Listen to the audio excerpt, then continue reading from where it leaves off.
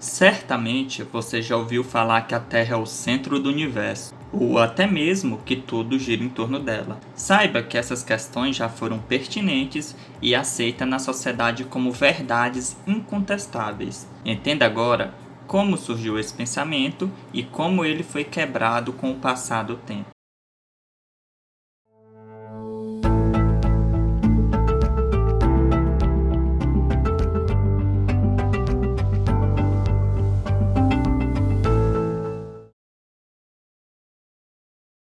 E aí, cientistas, beleza? Quem fala aqui é o Victor, e hoje iremos conversar um pouco sobre o geocentrismo. Para começarmos a entender um pouco sobre esse assunto, primeiramente iremos dividir a física em três partes, sendo elas física do senso comum, física clássica e, por último, a física moderna, que começou ali por volta do século XIX com Max Planck, quando ele fez aquele experimento com o corpo negro para tentar observar, a radiação. Mas enfim, o nosso foco aqui é na primeira parte, ou seja, na física do senso comum, que ficou conhecida como física aristotélica e, como o próprio nome já diz, foi desenvolvida por Aristóteles. Mas quem foi esse cara, o Aristóteles? Ele era um filósofo grego, discípulo de Platão, que viveu entre os anos de 384 e 322 a.C. Ele estudou vários temas e, dentre estes, a física e a astronomia. Aristóteles, então, acreditava que a Terra não tinha movimento, ou seja, era inerte, onde a Lua, o Sol e os planetas giravam em torno da Terra, em órbitas circulares.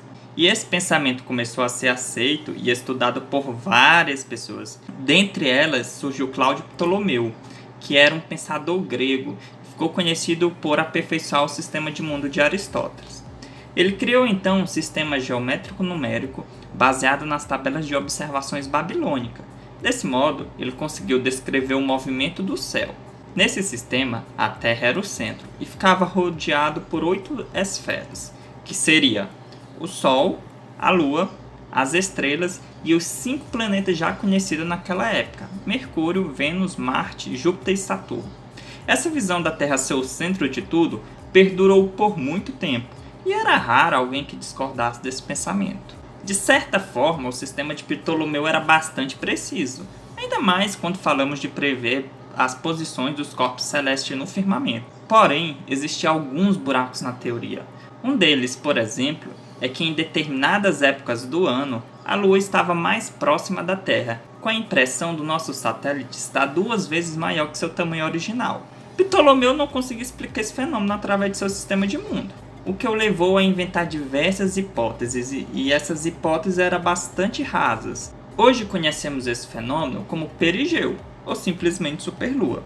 Lembra que no começo do vídeo eu mencionei que Aristóteles e Ptolomeu acreditavam que as órbitas eram circulares? Então, o erro estava justamente aí. Hoje, através dos estudos do Kepler, entendemos que essas órbitas possuem um formato mais aproximado de uma elipse. Isso justifica totalmente o fenômeno da superlua. E apesar de várias falhas na teoria de mundo de Ptolomeu, essa teoria acabou sendo aceita. Muitos anos depois, por volta de 1914, um modelo mais simples e mais fácil de explicar foi apresentado pelo padre Nicolau Copérnico da Polônia. Nele surgem algumas mudanças em relação ao pensamento apresentado anteriormente. Agora o Sol fica parado no centro do universo e os planetas, inclusive a Terra, giram em torno da estrela. Entretanto, as coisas não acontecem de imediato, e muito tempo se passou até que as ideias de Copérnico fossem aceitas. Cerca de um século depois, os astrônomos Johann Kepler e Galileu Galilei começam a trabalhar na ideia de que as coisas giram em torno do Sol. Esse modelo em que o Sol é colocado no centro do universo é chamado de heliocentrismo. Então, de certa forma, muitas pessoas já entendem que a Terra não é o centro, e que o centro, então, é o Sol. Porém, isso é um erro. A verdade é que não existe um centro em si, e perguntas como essas são o que movimenta vários estudos e artigos científicos. Por fim, é importante não crucificar Aristóteles, muito menos Ptolomeu, ou qualquer outro que tentou responder perguntas pertinentes da sua época. Querendo ou não, as ideias deles incentivaram outras pessoas a estudar isso.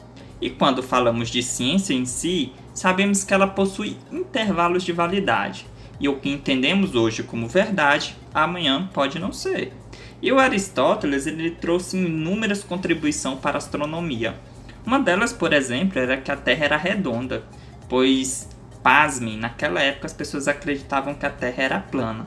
Coisa que até hoje existe aqueles que defendem isso, né? Ou sei lá, fingem acreditar. Entretanto, não vamos entrar nesses méritos aqui nesse vídeo, quem sabe em uma outra oportunidade. Mas voltando ao assunto, Aristóteles chegou à conclusão que a Terra era redonda, pois ao observar o céu, ele observou alguns fatores. E um deles era que nos eclipses lunares, a projeção da sombra da Terra sobre a Lua era redonda. Fato esse que aconteceria somente se a Terra tivesse formato esférico. É isso aí, pessoal. Espero que tenham gostado. Um forte abraço e até mais.